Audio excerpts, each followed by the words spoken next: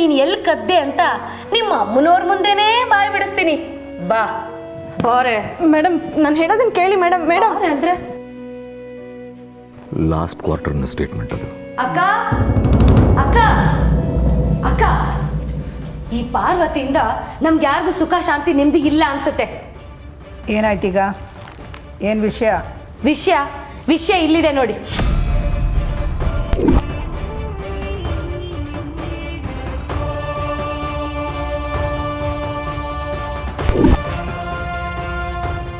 ಆ gold and maroon colour sari ತೋರಿಸಿ. ಅದು ಯಾರ್ಗಕ್ಕ? ನನ್ನ ಮೊದಲನೇ ನೋಡಿ ಸ್ಯಾರಿ ಬೇರೆ ಯಾರ ಪರ್ಚೇಸ್ ಮಾಡಿ.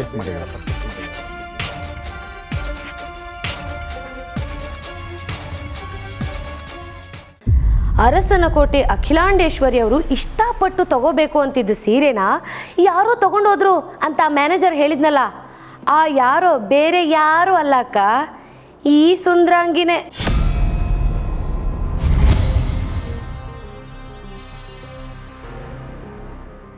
ಸರಿ, ನಾನು ಅವತ್ತು ಅಂಗಡಿಲಿ ನೋಡಿದ ಸೀರೆನೇ ಇವಳು ತಗೊಂಡಿರ್ಬೋದು. ಅದಕ್ಕೇನೀಗ?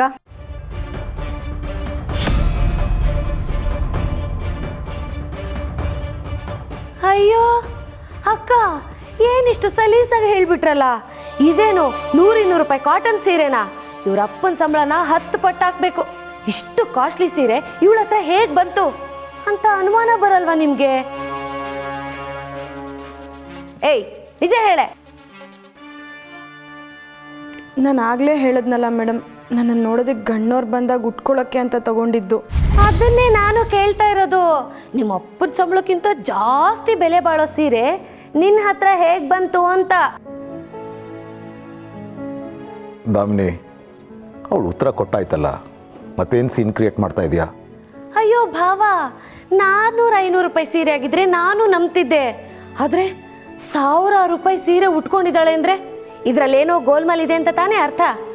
ಅದಕ್ಕೆ ಇವಳು ನೋಡಕ್ ಬಂದ ಹುಡುಗನು ಇಂಥ ಗೋಲ್ಮಾಲ್ ಫ್ಯಾಮಿಲಿ ಸಾವಾಸ ಬೇಡವೇ ಬೇಡ ಅಂತ ಓಡೋಗಿರ್ಬೇಕು.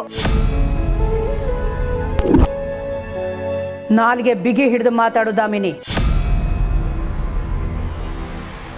ನಿನಗೆ ಬೇಕಾಗಿರೋದು ಆ ಸೀರೆ ಅವಳ ಹತ್ರ ಹೇಗೆ ಬಂತು ಅಂತ ತಾನೆ. ಅವಳ ಪರ್ಸನಲ್ ಜೀವನದ ಬಗ್ಗೆ ಮಾತಾಡಿ ಚೀಪ್ ಆಗಬೇಡ. ಮೊದಲೇ ಸಂಬಂಧ ಕೂಡಿ ಬಂದಿಲ್ಲ ಅಂತ ನೊಂದಿರೋ ಹುಡುಗಿ ಅವಳು. ಅಯ್ಯೋ, ನಾನು ಕರೆಕ್ಟಾಗಿ ಪ್ರಶ್ನೆ ಕೇಳಿದ್ರೆ ನೀವು ತಿರುಗಿಸಿ ನನಗೆ ಪ್ರಶ್ನೆ ಕೇಳ್ತೀರಲ್ಲ. ಏಯ್, ಈ ಸೀರೆ ಹೇಗೆ ಬಂತು ಹೇಳೆ. ಪಾರ್ವತಿ, ಅವಳಿಗೆ ಉತ್ತರ ಕೊಟ್ಬಿಡು. ಹೇಗೆ ಬಂತು ನಿನ್ನ ಹತ್ರ ಈ ಸೀರೆ?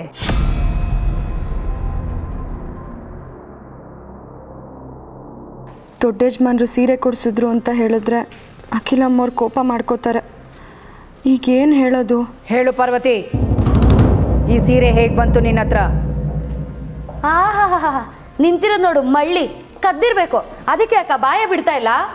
ಚಿಕ್ಕಮ್ಮ, ಪಾರ್ವತಿ ಕೈಲಿರೋ ಸೀರೆ ಬಗ್ಗೆ ಮಾತಾಡ್ತಾ ಇದ್ದೀರಾ? ಆ ಸೀರೆ ನಾನೇ ಕೊಡಿಸಿದ್ದು.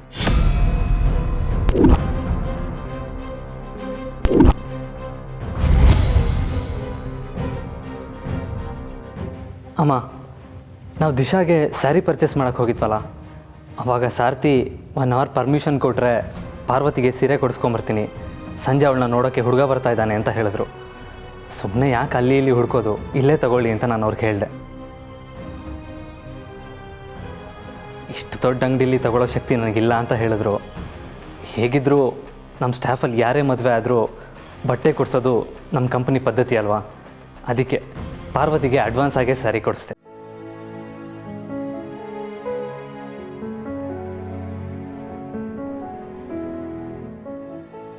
ಪಾರ್ವತಿ, ಅಮ್ಮ ಕೇಳಿದಾಗ ಇದನ್ನು ಹೇಳತ್ತಾನೆ. ಅದು ದೊಡ್ಡ ಯಜಮಾನ್ರೆ. ಸರಿ ಸರಿ, ನೀವು ಕೆಲಸ ನೋಡ್ಕೊ. ಸರಿ ದೊಡ್ಡ ಯಜಮಾನ್ರೆ. ಅಮ್ಮ, ನಾನು ಆಫೀಸ್ಗೆ ಹೋಗಿ ಬರ್ತೀನಿ. ಬಾಯ್ ಪಾ.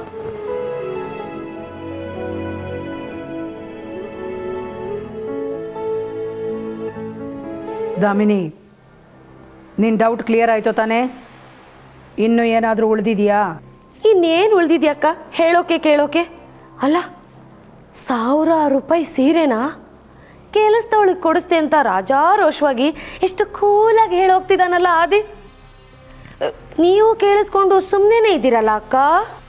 ಆಳೋ ಅರಸನೋ ನಡೆಯೋ ಶುಭ ಕಾರ್ಯ ಚೆನ್ನಾಗಾಗಲಿ ಅನ್ನೋ ಉದ್ದೇಶದಿಂದ ಬೆಲೆ ಬಗ್ಗೆ ತಲೆ ಕೆಡಿಸ್ಕೊಳ್ಳದೆ ಪಾರ್ವತಿಗೆ ಇಷ್ಟ ಆಗಿರೋ ಸೀರೆನ ತೆಗೆಸ್ಕೊಟ್ಟಿದ್ದಾನಲ್ಲ ನನ್ನ ಮಗ ಆದಿ. ಅದು ಅವನ ದೊಡ್ಡತನ. ದೊಡ್ಡತನ ಅನ್ನೋದು ಪರಂಪರೆಯಿಂದ ಬಂದಿರುತ್ತೆ. ಚಿಕ್ಕತನ ಅನ್ನೋದು ಬ್ಲಡ್ಡಲ್ಲೇ ಇರುತ್ತೆ. ಬೆಳೆಯೋರು ಎಲ್ಲೇ ಇದ್ರೂ ಬೆಳೆದೇ ಬೆಳೀತಾರೆ, ತುಳಿಯೋರು ಎಲ್ಲಿರ್ತಾರೋ ಅಲ್ಲೇ ಇರ್ತಾರೆ. ಅದಕ್ಕೆ ಈ ಮನೆಗೆ ಬಂದಾಗಿನಿಂದ ನೀನು ಎಲ್ಲಿದೆಯೋ ಅಲ್ಲೇ ಇದೆಯಾ.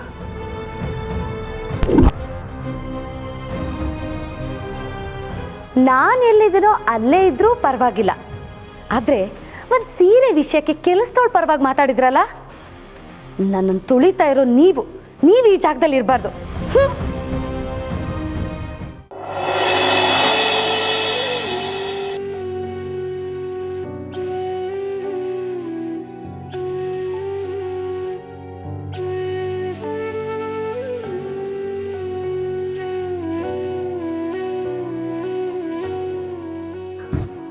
ಅಖಿಲ, ಹಾಲು ತಣ್ಣಗಾಗ್ತಾ ಇದೆ. ಹಾಲು ಬಿಸಿಯಾಗಿದ್ರೆ ನಿನಗೆ ಇಷ್ಟ ಅಲ್ವಾ?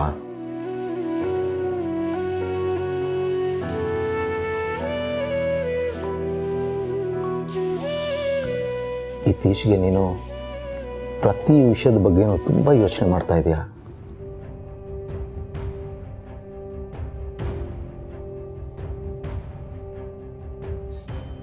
ಯಾವತ್ತೂ ಸರಿಯಾದ ದಾರಿಯಲ್ಲೇ ನಡೆಯೋ ನಾನು ಎಡುವುದು ಖಚಿತ ಅಂತ ಹೇಳಿದ್ರು. ಅರಸನ ಕೋಟೆ ಕುಟುಂಬಕ್ಕೆ ಆಪತ್ತು, ಕಾಣದೇ ಇರೋ ಕಂಟಕ ಇದೆ ಅಂತ ಹೇಳಿದ್ರು. ಈಗಾಗಲೇ ಇಷ್ಟೆಲ್ಲ ಅನುಭವಿಸ್ತಾ ಇರೋ ನಮಗೆ ಇನ್ನೂ ಏನು ಆತಂಕ ಕಾದಿದೆಯೋ ಅಂತ ಭಯ ಆಗ್ತಿದೆ. ದಿಶಾ, ಪ್ರೀತು, ಮದುವೆ ವಿಚಾರ ಇಂಚಿಂಚಾಗಿ ನನ್ನನ್ನು ಇರಿತಾ ಇದೆ. ಮನೆ ದೇವ್ರ ಪೂಜೆ ಆದಷ್ಟು ಬೇಗ ಅಲ್ಲ ರಘು, ಈ ಕೂಡಲೇ ಆಗಬೇಕು. ಆಗಲೇ ನನ್ನ ಮನಸ್ಸಿಗೆ ಸಮಾಧಾನ ಆಗೋದು. ಸರಿ, ಹಾಗೆ ಆಗಲಿ. ನಾಳೆನೇ ಪೂಜೆ ಮಾಡೋದಕ್ಕೆ ವ್ಯವಸ್ಥೆ ಮಾಡ್ತೀನಿ. ಬೆಳಗ್ಗೆ ಬೇಗ ಹೊರಟ್ಬಿಡೋಣ. ಆಗಲಿ ರಘು, ಹಾಗೆ ಮಾಡೋಣ.